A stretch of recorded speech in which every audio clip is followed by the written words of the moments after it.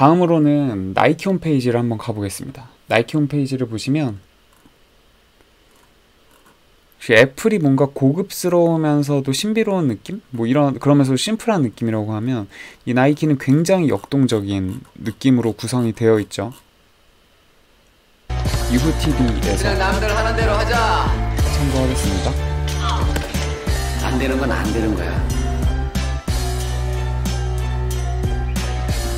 세상이 그렇게 쉽게 바뀌지 않아.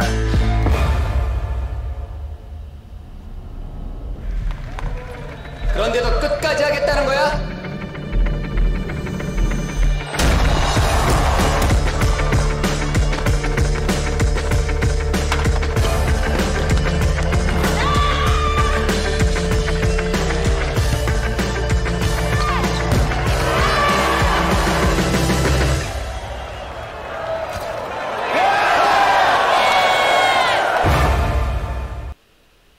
네, 다시 돌아왔습니다. 이제 다시 애플과 나이키를 보니까 이들의 브랜드 정체성이 무엇인지 느껴지시죠? 그리고 아마 글로도 쓸 수 있으실 것 같아요. 그게 이거였죠. 다르게 생각하라는 거. 그리고 이 애플이 주는 거는 영감, 상상력, 또 한편으로는 오리지널리티, 이런 것들에 대한 것들이 집약되어 있거든요. 그러다 보니까 사람들이 쟤네 왜 저렇게 뭐 애플 제품들을 좋아해? 라고 하는 분들이 많은데, 어떻게 보면 이 애플이 가지고 있는 브랜드 정체성을 가지고 싶은 사람들이 애플, 뭐 나쁘게 얘기하면 애플바 이렇게 되는 거죠. 애플의 팬이 된다고 보시면 될 것 같고, 반면에 또 뭐 아디다스라든지 경쟁 브랜드 중에서도 굉장히 좋은 게 많은데 이 나이키를 사랑하는 사람들이 많잖아요. 그리고 나이키의 Just Do It 이 멘트, 이거 역시 이 나이키를 관통하는 브랜드 아이덴티티라고 할 수 있죠. 나이키는 아까 보신 광고처럼 또 애플과는 굉장히 많이 다르죠. 보통 나이키는 용감한 도전, 그리고 그 도전을 통한 성장과 발전, 그래서 아마추어였지만 결과적으로는 챔피언의 자리에 오르는 약간 이 영웅의 설계의 서사를 가지고 있는 게 나이키라고 볼 수 있어요. 그래서 다른 브랜드보다도 나이키를 좋아하는 사람들은 자신이 조금 더 발전하고 싶고 성장하고 싶고 이런 것들에 대한 것이 무의식에 들어있고, 그렇기 때문에 나이키를 선택한다고도 볼 수 있습니다. 이런 것들이 어떤 사람들이 볼 때는 좀 과하다라고, 너무 오버하는 게 아니냐라고 볼 수도 있으나, 실질적으로 수많은 브랜드들이 브랜드의 정체성을 만들고 그것을 자신들의 로고나 슬로건이나 이런 곳에 녹여서 궁극적으로는 고객이 생각하지 않고 구매하도록 유도하는 굉장히 고도화된 마케팅 기법 중에 하나가 바로 이런 브랜드 정체성을 만드는 과정이라고 할 수 있죠. 그래서 이제는 여러분이 브랜드 정체성에 대해서 바짝 이해를 하셨으니까 이 아이스크림 박물관 MOIC가 원하는 게 뭔지를 알아보면 여러 가지 이야기들이 막 써 있는데요. 핵심적인 건 이런 거입니다. 보편적인 힘을 가지고 있는 아이스크림. 이 아이스크림이 가지고 있는 보편적인 힘이란 제가 앞에서 이야기한 것처럼 이 안에 가지고 있는 달콤함, 사랑, 따스함, 포근함, 이런 모든 것들이 아이스크림이 가지고 있는 힘 중에 하나고요. 더 놀라운 거는 뭐냐면요, 우리가 보통 사업을 하거나 뭘 할 때 타겟들이 정해져 있잖아요. 그 대상들이. 근데 이거는 뭐 20대, 30대, 50대, 나이 많은 60, 70대 할머니들도 아마 달아라고 하면서 안 좋아하시는 분들도 계시지만 아이스크림을 좋아하지 않는 사람들은 없습니다. 아이스크림은 굉장히 사랑스러운 제품이고, 그래서 가족 손님, 연인 손님, 직장 동료 모두 가리지 않는 어마어마한 힘을 가지고 있는데 이거를 선택을 했다는 거죠. 그리고 두 번째는 이들이 어떤 이야기를 하냐면요, 그러니까 우리 안에는 언제나 그 어렸을 때의 그 아이 같은 모습들이 있잖아요.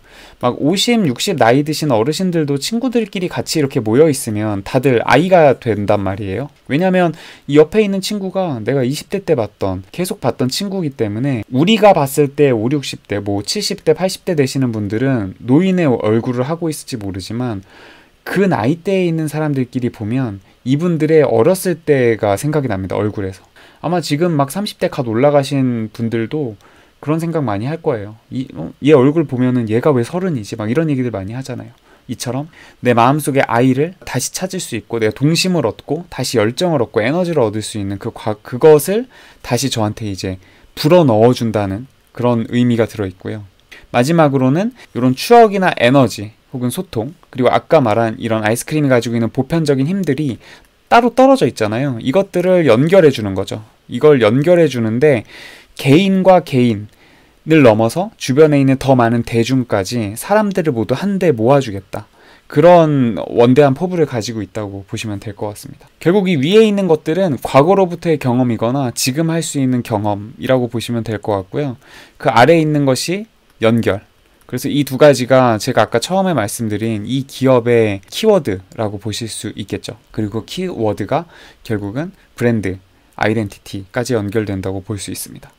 그래서 얘네가 무엇을 하고 있는지를 한번 제 나름대로 한번 정리를 해봤어요. 그래서 여기 뮤지엄 오브 아이스크림 박물관의 BI가 어떤 식으로 구성되어 있는지 보면 일단은 뭐 달콤함, 맛, 향, 아이스크림으로부터 온 거죠. 이 아이스크림이 가지고 있는 특징인 달콤함, 맛, 향을 가지고 박물관에 입장한 사람들한테 처음 입장할 때부터 끝날 때까지 이 하나의 주제를 계속적으로 입력을 시킵니다. 그게 바로 이 첫 번째 BI라고 보시면 될 것 같아요.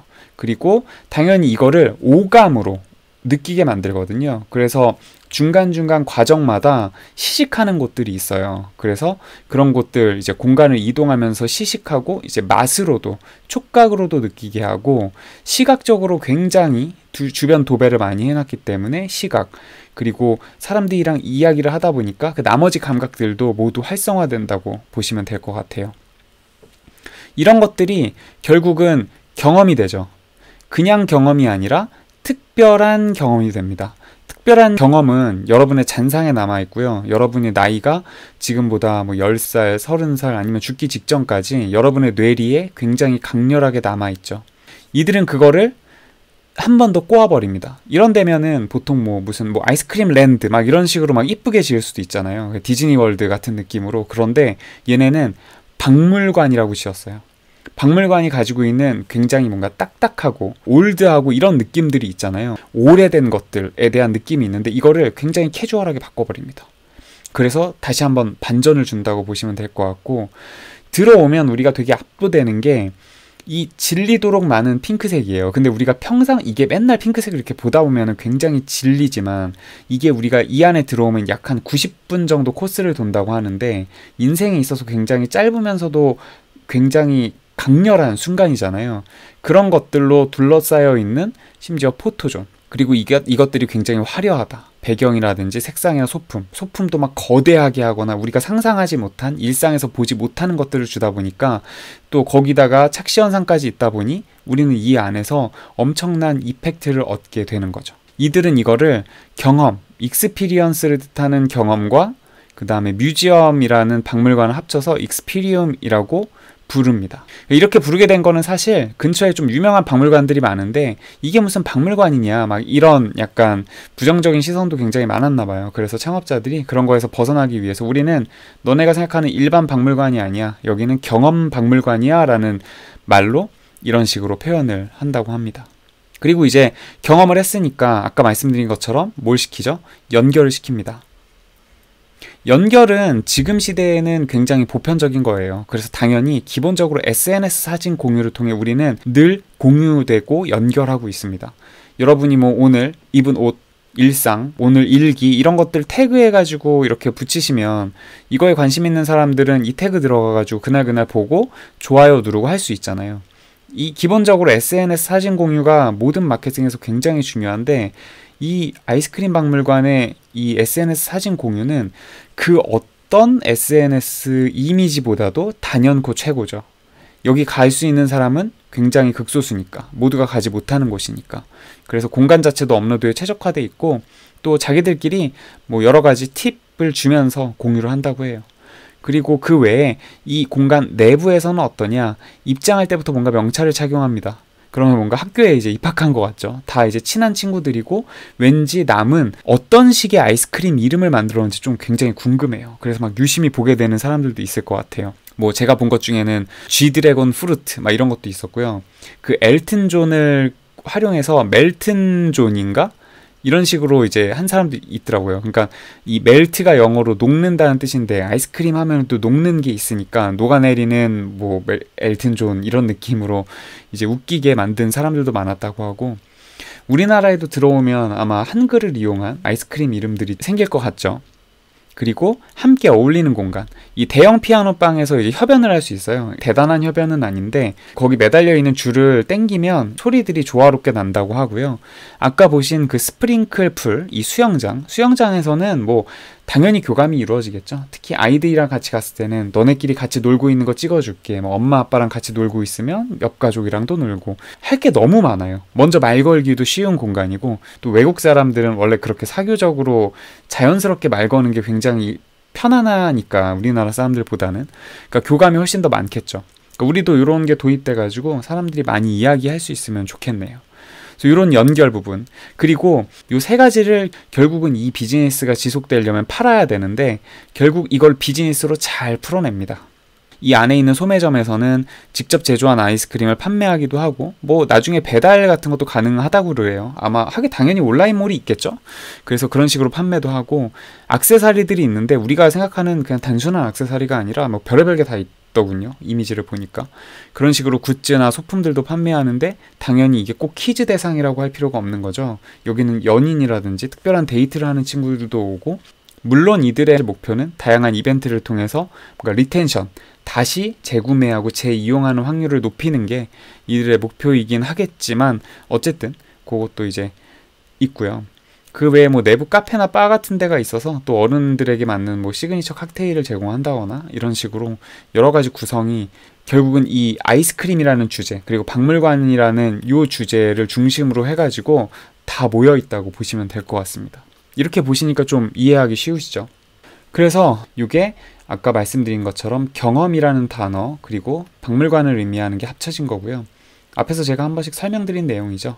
브랜드 아이스크림 시식 판매, 그다음에 뭐 이런 거 제공하고 세계관이 연결된 전시장. 그리고 재밌는 게 스프링클 풀에 뭐 상시는 아니시겠지만 심리치료사분들이 있어가지고 설명해주고 치유해주는 그런 시간도 있다고 합니다. 그래서 이런 식으로 프로그램들을 만들어서 좀 더 다채롭게 꾸며주는 것 같아요. 또 색다른 이벤트 중에 하나로 핑크마스 이벤트가 있어요. 크리스마스 기간까지 이렇게 눈꽃과 핑크 크리스마스 트리를 장식을 해서 여기를 이제 이런 이미지처럼 꾸미게 되는데요. 재밌는 건 방문객은 핑크색 아이템을 1개 이상 착용을 해야 된다고 합니다. 그리고 이 기간에는 장난감 기부 프로그램을 꾸준히 운영을 하고 있다고 해요. 이제 부모님들 중에 크리스마스 선물을 살 여유가 없는 분들이 있을 수 있잖아요. 집에 괜찮은 이제 기부용 장난감들이 있는 분들이 지참했을 때는 무료 아이스크림을 제공한다 이런 식으로 해서 또 아이들 대상으로 기업이 선한 활동을 계속 해 나간다고 보시면 될 것 같습니다. 그럼 우리 한번 공간 어떤 식으로 되어 있는지 한번 살펴보면 이런 식으로 이제 입장을 하면 나만의 아이스크림 이름 짓기라고 해서 이렇게 나오죠. 그래서 아까 제가 소개해드린 지드래곤 프루시나 멜튼 존, 그다음 오프라 윈프리즈라고 해가지고 오프라 윈프리 이름을 활용한 이런 재밌는 스티커들을 달고 다니면서 서로 이야기를 할 수도 있고요. 여기는 뭐 쉬면서 아이스크림 먹는 공간, 이쁘죠.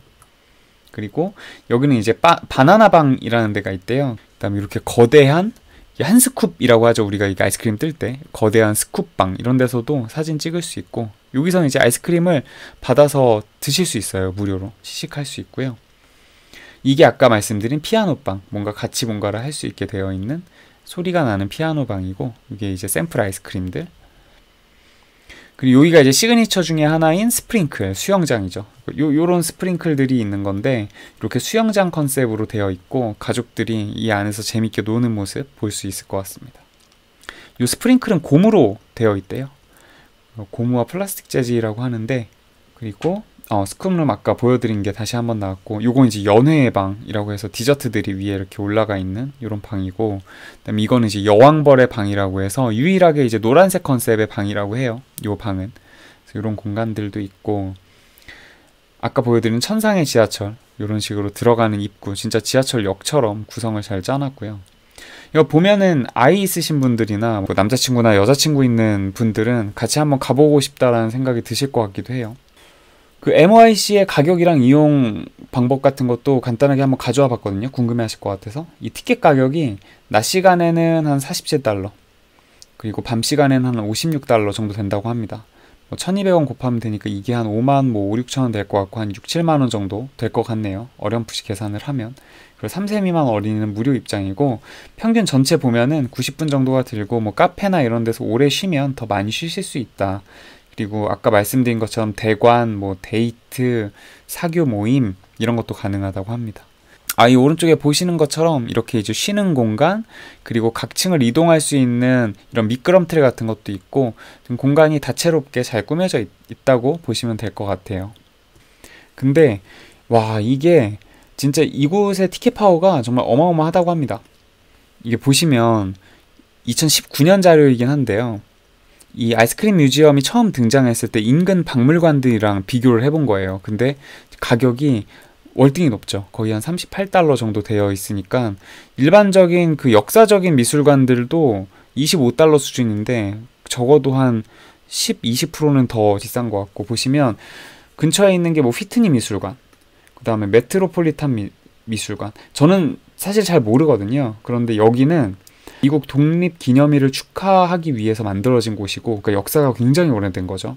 뭐 회화, 조각, 사진, 거의 300여만 점이 소장되어 있는 굉장히 유명한 미술관이라고 합니다. 그리고 구겐하임 미술관은 인상파, 그리고 후기 인상파, 현대 미술작품 같은 것들이 전시된 곳이고, 우리가 잘 아는 모마죠. 뮤지엄 오브 모던 아츠라서 근현대 미술관이라고 보실 수 있는데, 모마는 워낙 많이 들어보셨잖아요. 그래서 그게 휘트니, 뭐 메트로폴리탄, 구겐하임, 모마 이런 것들이 다 여기 있는데 금액대가 다 아래인데, 이 아이스크림 뮤지엄은 이래요. 그러니까 사람들이 사실 좀 황당하겠죠. 뭐 이게 무슨 뮤지엄이냐, 이런 그 안 좋은 얘기들도 막 언론에서, 언론을 이용해서 얘기하는 사람들도 있었을 거고, 이런 식의 재미난 비교도 있었고요. 좀 궁금하잖아요. 얘네 그래서 얼마나 장사가 잘 됐을까 보면은, 여기 지금 보시는 게 25만 명 이상이 왔대요. 그 마이애미 비치 쪽에서 이제 팝업처럼 있었던 것 같은데, 그때 우리도 그 뭐 명품 같은 거 사는 분들이 아침에 뭐 오픈런 뛴다고 하잖아요. 그래서 그것처럼 마이애미 비치 런이 있었는데 25만 명이 이 기간에 들어왔다. 이거를 38달러로 환산을 하면 120억 정도의 수익입니다. 근데 이게 실제로 이게 암표가 있었는데 암표가 막 120달러까지 갔대요. 120달러면 한 15만 원 정도는 넘을 거, 15만 원 정도 가까이 될 것 같은데, 그래서 막 중간에 암표도 있고 난리도 아니었다고 합니다. 그리고 여기는 이제 샌프란시스코는 1,700명 정도가 하루에 들어왔다고 해요. 그래서 얘도 그냥 같이 한번 제가 계산해봤어요. 그러니까 한 8천만 원, 하루에 8천만 원 정도를 번 거예요. 18년도 기준이거든요. 그리고 마이애미 비치가 그 런이 있었던 곳이 요겁니다. 사진 보시면 이런 식으로 이제 되어 있었는데, 당시에는 난리가 났다고 합니다. 진짜 많이 벌었죠. 앞에서 보신 것처럼 이런 매출들이 실제로 발생을 하고 반응이 굉장히 뜨거웠기 때문에 이 2019년의 기사인데요. 얘네가 이제 기업 가치를 200밀리언 달러로 받았다고 합니다. 200밀리언 달러가 얼마냐? 제가 환산을 해보니 2,400억 원 정도가 되는 이제 기업 가치를 받게 됩니다. 그래서 이 정도로 굉장히 성과가 좋았죠. 자, 이렇게 승승장구하던 MOIC도 이 논란과 팬데믹을 피해갈 수는 없었습니다. 좀 이슈가 됐던 게 이게 19년쯤에 있었던 그 포브스 그 폭로 사건인데요. 20명 정도의 전직 직원들이 있었어요. 이들과 인터뷰를 했는데, 여기서 이 번 대표, 그리고 매니시 보라 같은 경우에도 이 사업적인 능력이 그렇게 뛰어나지 않다는 점, 이들의 인성이 좀 안 좋다. 그리고 이런 인성은 결국은 괴롭힘, 이 괴롭힘은 열악한 근무 환경 형태, 이런 것들을 낳았다고 하는데, 어떻게 보면 사람들이 쉬지도 못하고 일을 하고요. 거의 생리현상도 해결하지 못할 정도로, 그러니까 바쁜 건 이해를 하는데 쉬는 시간도 거의 없었고, 회의도 굉장히 열악했고, 뭐 안 좋은 내용들이 굉장히 많습니다. 그리고 사업에 대한 이해도 굉장히 떨어졌고, 그러니까 투자하는 과정도 뭔가 좋지 않고, 여러 가지로 실제로 외관은 굉장히 아름답고 고객 중심으로 무언가 구성이 되어 있었지만 정작 그 직원들은 굉장히 힘들었다. 이런 폭로전이 있었고요. 또 매출 같은 것도 굉장히 과대평가되어 있다. 이런 이야기들이 있었습니다. 그리고 두 번째는 환경단체입니다. 점차적으로 이제 환경에 대한 문제들이 굉장히 올라오고 있었고, 리사이클링 업체들도 굉장히 많이 등장하고 있었던 시점인데, 이 아이스크림 뮤지엄 같은 경우는 환경 문제에 대해서는 큰 신경을 쓰지 않았거든요. 특히 이 대표적인 스프링클, 수영장 같은 경우에는 플라스틱과 고무로 재질로 된 이것들을 엄청나게 사용하고, 또 이게 팝업을 했다가 사라지고 하면은 그런 것들을 다 보관을 계속 이제 깔끔하게 하기는 어려웠겠죠. 그래서 아마 폐기 처분을 하고 이런 과정들도 분명히 있었을 텐데, 이게 굉장히 환경 파괴를 하고 있다라는 이야기, 이슈들은 지금까지도 지속되고 있습니다. 아울러 엎친 데 덮친 격으로 팬데믹 이제 왔죠. 그래서 2019년부터 점차 이제 매출이 감소하기 시작했고요. 2020년에서 3월에서 9월까지는 뉴욕 본점 영업 정지를 했습니다. 이 본점 영업 정지는 굉장히 치명적인 거죠. 이들의 상징과도 같은 곳이었는데, 그리고 뭐 샌프란시스코점 같은 곳은 영구 폐쇄하기도 하고, 그래서 앞서 보여드린 처음에 이제 제가 이렇게 보여드린 그 지점들 리스트가 위키에 나와 있잖아요. 근데 뭐 앞쪽에 팝업 된 곳들도 있었지만 이렇게 영구 폐쇄가 된 곳들도 있었고, 그러나 어쨌든 이 팬데믹을 좀 극복을 하고 나서 최근에는 오스틴과 싱가포르점을 이제 21년도에 재오픈을 하면서 현재 5개 지점으로 운영을 하고 있다고 보시면 될 것 같습니다. 싱가포르에 21년에 오픈을 했는데 반응이 굉장히 좋았다고 해요. 그래서 근처 이제 동남아 쪽으로 팬데믹 좀 풀리면서 여행 가셨던 분들은 여기도 꼭 들리고 오는 코스 중에 하나라는 이야기가 있습니다. 지금까지 제가 MYC에 대해서 쫙 한번 이야기를 풀어드렸는데, 제가 생각하는 성공 요인은 이 4가지였던 것 같아요. 그래서 이 아이스크림이라는 걸 활용한 거, 그리고 뭔가 인스타그래머블한 것, 요런 체험 가능한 공간, 그리고 마지막으로는 이들이 뭐 인성이나 이런 안 좋은 부분도 있었으나 결국은 사업을 만들어가는 추진력, 이렇게 해서 4가지가 핵심이었다고 보고 있고요. 이 아이스크림은 결국 이 브랜드 아이덴티티를 관통하는 세계관 전체를 이끌어간다 라고 보시면 될 것 같습니다. 그리고 인스타그래머블 하다는 것은 그 현대에서 사업을 하는데 정말 강력한 마케팅 수단이고, 여기서 이슈가 되어야 한다는 거. 최근에는 이런 게 이제 틱톡으로 좀 넘어가면서 이제 챌린지, 이것도 만들어야 되는 걸로 바뀌죠. 뭐 가수분들은 아예 곡을 쓰기 전부터 챌린지를 만든다고 하기도 하고, 그러니까 이런 식으로 인스타그래머블 하다는 것이 굉장히 중요했고요. 이 MYC 같은 경우도 이렇게 킴 카다시안이 어마어마하게 태그를 하고 여기서 이제 홍보를 했어요. 뭐 비욘세도 왔고 다양한 팝스타들이 모두 방문을 했기 때문에 그런 것도 큰 영향을 줬다고 봅니다. 그리고 이 체험 공간에 관련된 건 이게 아날로그, 지금 시대 자체가 디지털의 극단으로 가고 있고, 우리가 팬데믹, 이들은 물론 팬데믹 이전에 나온 기업이기도 했지만 팬데믹 기간 동안에 완전히 디지털 세상에서만 우리가 살았단 말이에요. 그래서 이런 만남, 아날로그에 대한 그리움이 있는데, 아마 이런 부분 때문에, 그리고 또 그 오프라인에서의 연결, 이런 부분이 좀 복합적으로 활용이 돼서 그래도 진정세 이후에는 더 흥하지 않을까라는 생각을 하고 있습니다. 물론 그런 대표의 갑질이라든지 직원의 그런 열악한 환경, 근무 환경 같은 것들은 당연히 바뀌어야겠지만요. 그리고 마지막은 결국 추진력. 이 모든 아이디어를 사업화를 할 수 있었던 거. 티켓은 기본이고요. 공간을 잘 활용한 거, 그리고 결국은 굿즈화해서 판매를 한 거, 그리고 이 앞단에는 뭔가 콜라보 같은 것도 있었죠. 어떻게 보면 타깃과 아이들 대상으로 한 첫 어페럴을 잘 만든 게 이들이 성공할 수 있는 기폭제가 되지 않았나라는 생각을 합니다. 그래서 이렇게 4가지 성공 요인까지 여러분들에게 공유를 드립니다. 네, 그리고 제가 참고한 사이트들입니다. 정말 좋은 자료들이 워낙 많아가지고 저도 잘 정리할 수 있었고요. 여기에 브랜다츠라고 브랜딩 컨설팅을 하는 회사가 있는데, 여기에 정성현 대표님 자료가 이 뼈대를 만드는 데 큰 도움이 됐습니다. 감사드립니다.